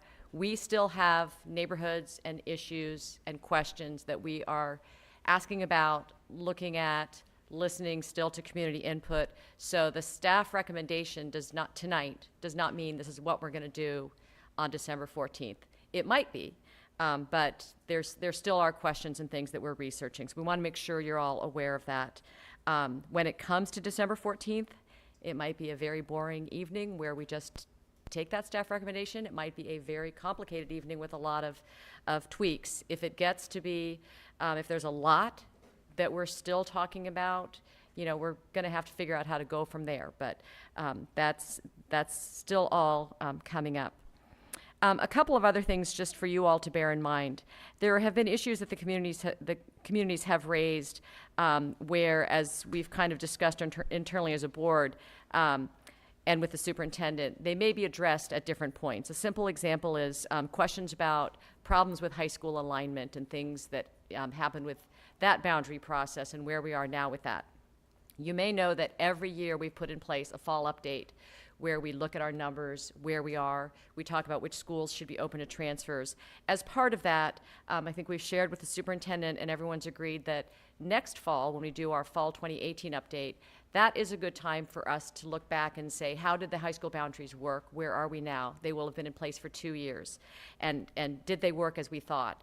There is precedence in the past for school boards to make refinements when they're deemed needed by how the numbers actually played out, because we don't know, projections never turn out exactly the way they play out. So we will be looking at that next fall. That doesn't guarantee that we'll do anything, but that is the appropriate time that we will be looking at relooking and reconsidering how our high school boundary process went. We're also always going to be talking about transfers. So there are community members who've expressed interest or concerns about their children, 8th graders, for example. This board generally has been very interested in opening up as many transfer possibilities as we can. We cannot sit here tonight and guarantee how that will play out in 2019, but please know that transfers are important to us. They're something we regularly talk about, and again, when we do that fall 2018 update next year, that will be something that we'll be talking about. So stay tuned to that. Finally, I want to mention that tonight, some of you are talking about those numbers, 111% and such. We are seeing our CIP framework later this evening. If you want to stick around and enjoy more of our exciting school board meeting, that is a time where we're talking about our plan that we're going to be developing over the course of the spring about our next building projects. And I believe it's the case that there will be middle school is listed in there as something that we need to be thinking about. You recognize in 2019, if you're looking at the numbers, that we're basically at capacity at our middle schools. We catch up and address a lot of the overcapacity now, but we're continuing to grow, and so we are going to be considering whether we can afford to build more middle school seats going forward. That's one of the things in the CIP framework. So if you don't want to stick around, you can watch on video later or catch us anytime. With that, I want to just ask if any of my colleagues would like to provide any updates about or comments. Okay, Mr. Lander. All right, I just want to say thank you. There was a lot of emails, some of them 4 pages, and a lot of visitors. And as I said to many of the folks that I had an opportunity to engage with, we do get a chance to read them. There are so many emails, and often they're on the same topic. So as someone who reads the emails, I can recommend that if you tell us exactly up front, early in the email, what it is you're looking for, what you want, what the problem is, if you have a solution, that's always helpful, as opposed to saving it as a surprise at the end of the 4th page. And it's just helpful, and it helps you to make your point up front, get it clear. And even if you send it at 2 o'clock in the morning, when we read it the next day, it gives us a chance to sort of corral the emails together and group them by subject matter and what folks are actually asking for.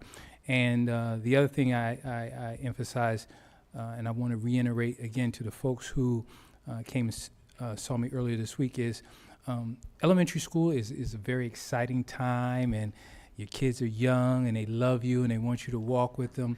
And at middle school, things change. But your continued involvement and participation is extremely important to the continued success of all of the transition that our school system is going through. And I am going to step out on faith and speak for our middle school principals, the 5 that we have currently, and I'm sure the new principal that will take over at Stratford or lead that school.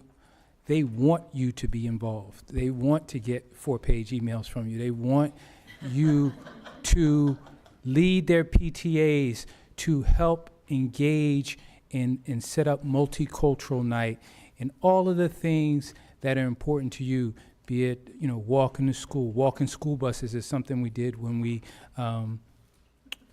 for the elementary school children. And as we look to face the challenges associated with the physical barriers of students walking and biking to school, these are opportunities to get to know your neighbors. I'm always amazed at the sense of community that exists in all the neighborhoods in Arlington. And so I just sincerely ask you to please do not abandon your participation in middle school and high school, because that's where you have the most experience. And then you can look back and say to elementary school parents, oh yeah, I remember when we had boundaries. It wasn't that bad. The kids are really resilient. And it makes a difference when they hear it from you as opposed to us. So this will be probably one of my last votes, so I'll be laughing when I do this. So I will enjoy this because you guys have continued a tradition of advocacy and participation in Arlington, which is outstanding. And please, please, please do not stop. when your kids get to middle school and high school, because that's when they need you the most. The issues change, they face more challenges, the information they're getting online isn't always accurate, and since I've been on the board, cyberbullying and all these issues come up that are different, and your participation, our focus on the whole child makes a difference. We can't do it by ourselves. We only get them 8-10 hours a day. You have them the rest of the time. We want to be a partner with you, but you have to stay involved in middle school and high school. It's very, very important. So thank you. Ms. Van Doren. Thank you. I just wanted to make a couple of comments. Last night, I took the opportunity, I asked the Engage staff to give me copies of the emails that had come in, and there were over 700.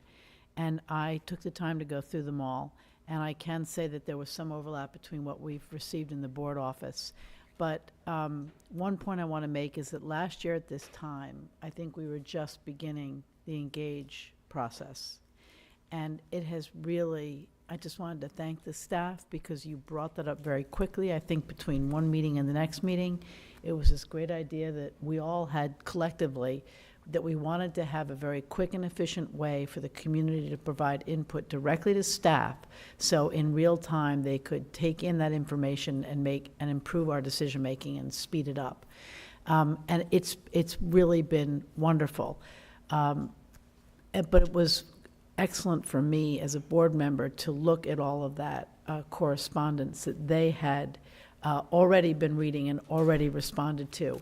And as I reflected back on it, I almost wanted to chart out how this whole process had moved and how we had gone back and forth with the community and how these options have developed and how the correspondence was reflecting that. So I'm making that point to tell you that this system is working. We're taking in the input. We're going through the process. There are a lot of people in the community who don't have a voice, who are quiet, who can't come to meetings at night. So having that online website and also a lot of the community meetings that our staff had going out to different neighborhoods was really, really important because there are people who just can't be here.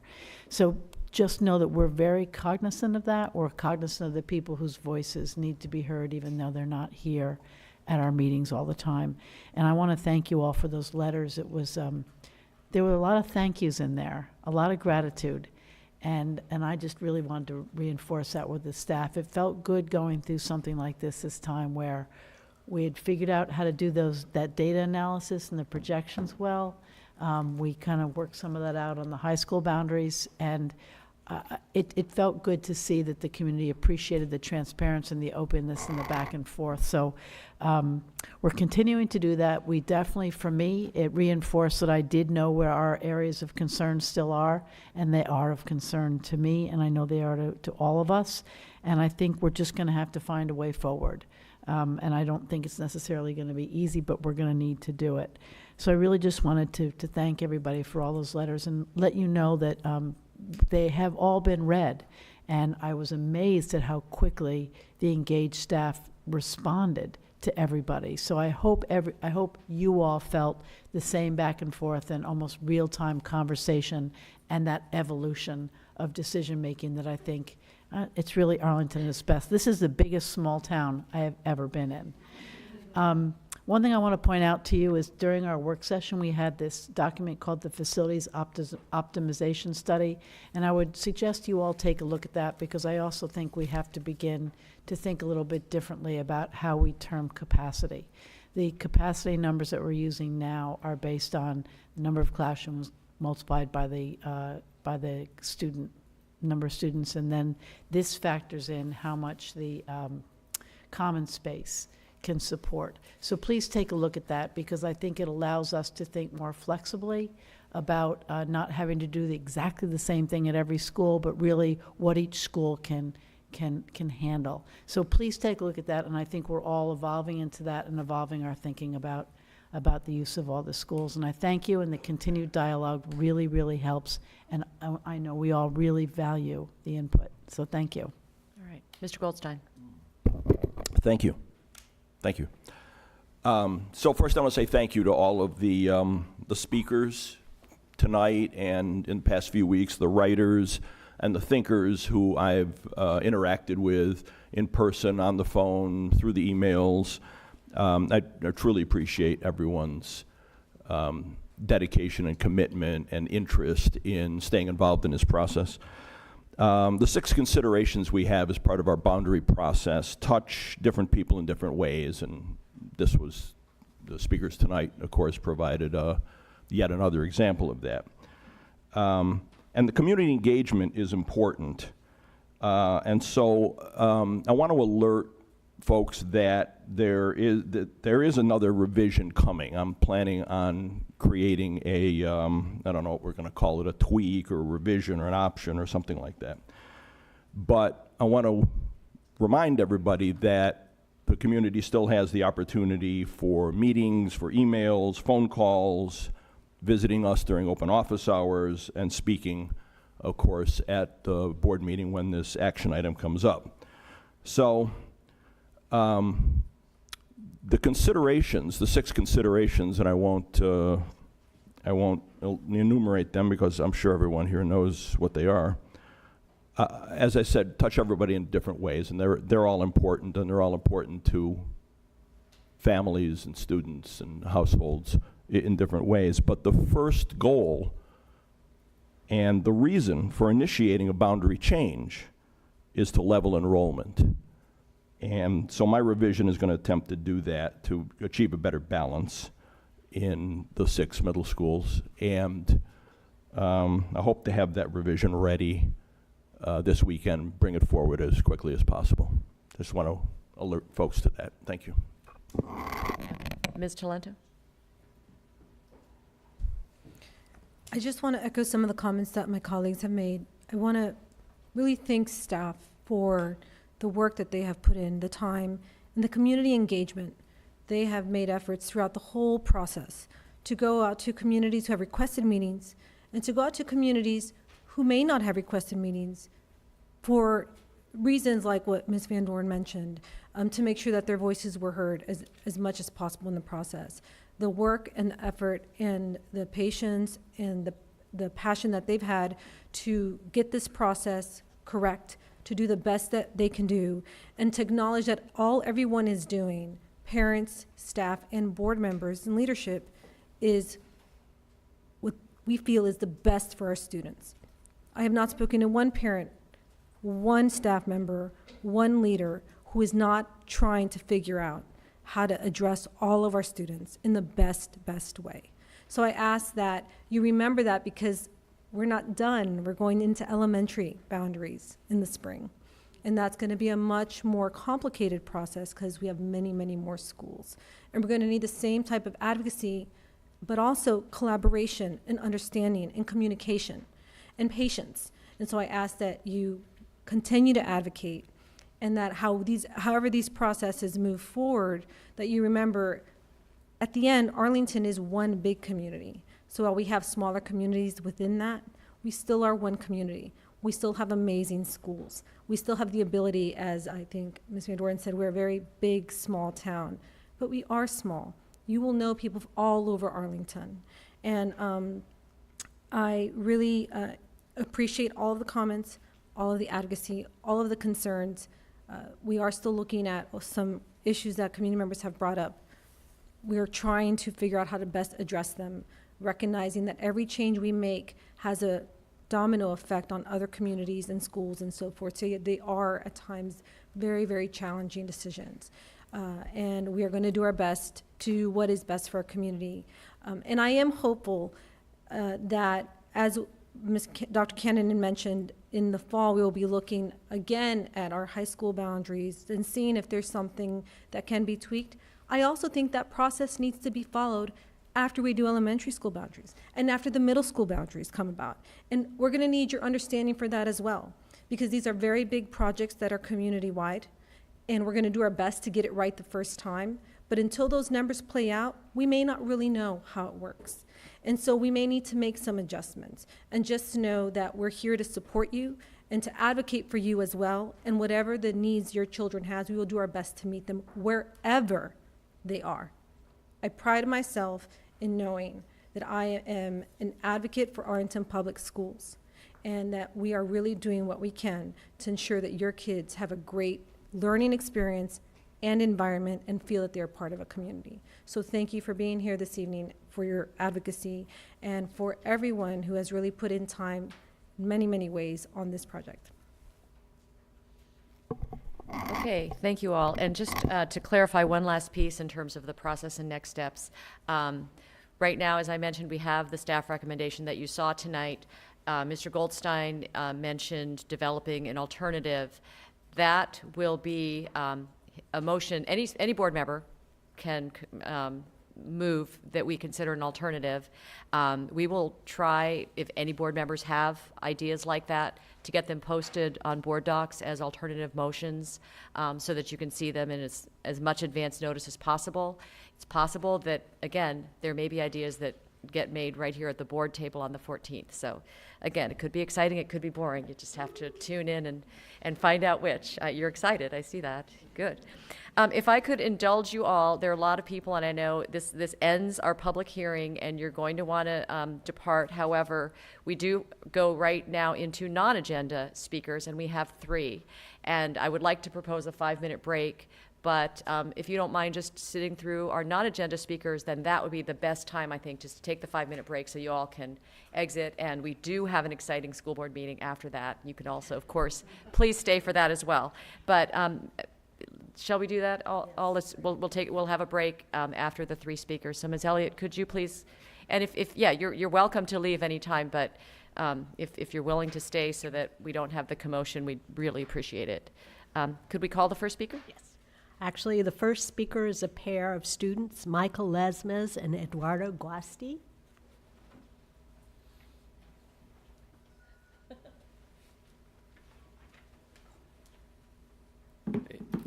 Hello, I'm Michael Lesmes, and I'm going to talk to you about Wheels to Africa. But first, I would like to thank you for giving me the time to talk about the project that I love. Wheels to Africa is a bike donating organization that gives bikes to less fortunate communities in Africa. And I'm going to go over the process of how we collect the bikes and to where they help the families in Africa.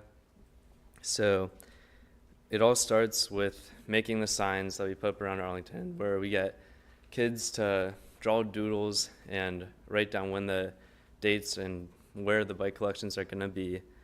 And then we get to processing and collecting the bikes, where people come from all around and they show up, they tell us, but they love our signs, and we collect usually around 400 bikes, so it takes a while, but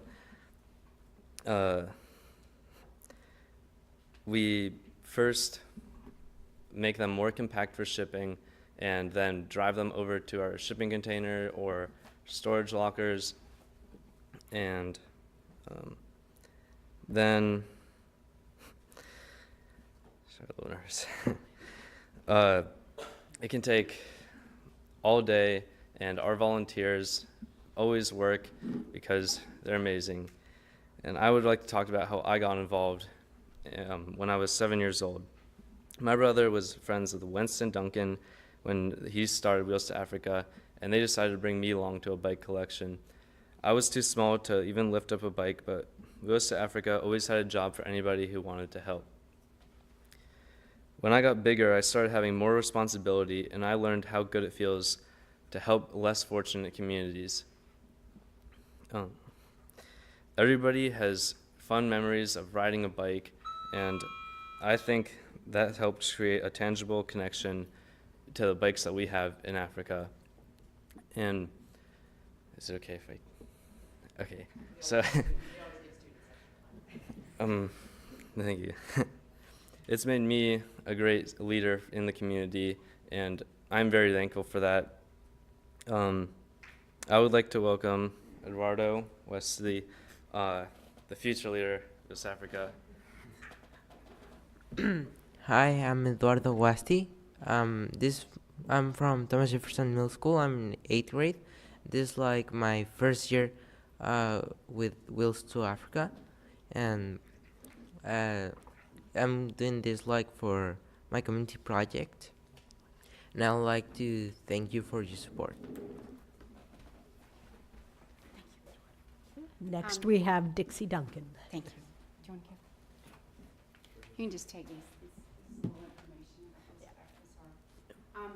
I'm Dixie Duncan, and I've had the privilege of working with great young leaders in Arlington County for the past 12 years. When we first started this, when my son was 11 years old, I had no idea that we would be continuing this project as it is today. And what I've got to do is I've got to see Michael grow up, becoming a young leader, and Eduardo now is going to be the next face.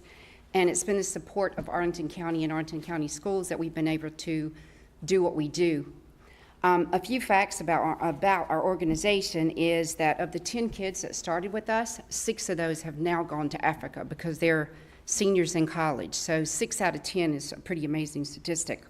We've taken 3 students since they're in college to Africa with us to distribute the bikes in Tanzania.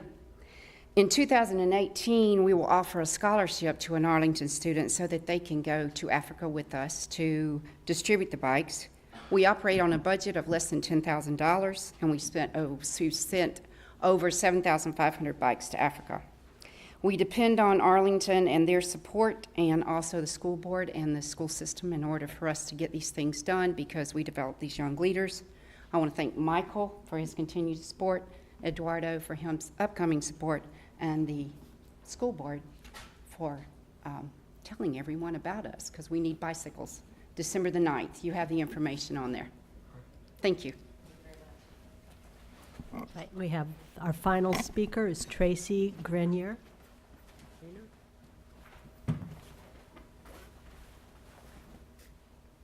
Good evening. My name is Tracy Griner, and you're lucky I have no kids. I am here speaking on behalf of the John M. Langston Citizen Association regarding 1721 North Culpeper Street, the house that the school system now owns without really discussing the issue, the purchase with the community. Our community still has numerous concerns regarding this property. The fact that once it becomes an emergency entrance pedestrian pathway, that there will be no signage, there will be no crosswalks, there will be no indication of kids being present. We currently have parents that are doing drop-offs and pickups at the current pathway that the superintendent indicated in his report back in August is overgrown and is still overgrown. Nothing's ever been trimmed back on that pathway. Currently, this has become a derelict property, and we are staying on top of our derelict properties. We told Mr. Goldstein back in October when he came to our community meeting that the property is unsecure. The front door stands open all the time. People are coming and going. The neighbors have started calling the police. I do not understand why you settled on this house August 22nd. It should have been boarded up on August 23rd.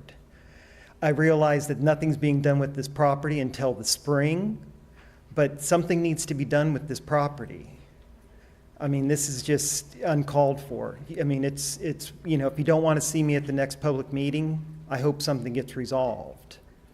And you need to start listening to our community because we do have concerns because Culpeper is a very narrow street with parking only on one side, not enough room for cars to pass, and there are a lot of issues.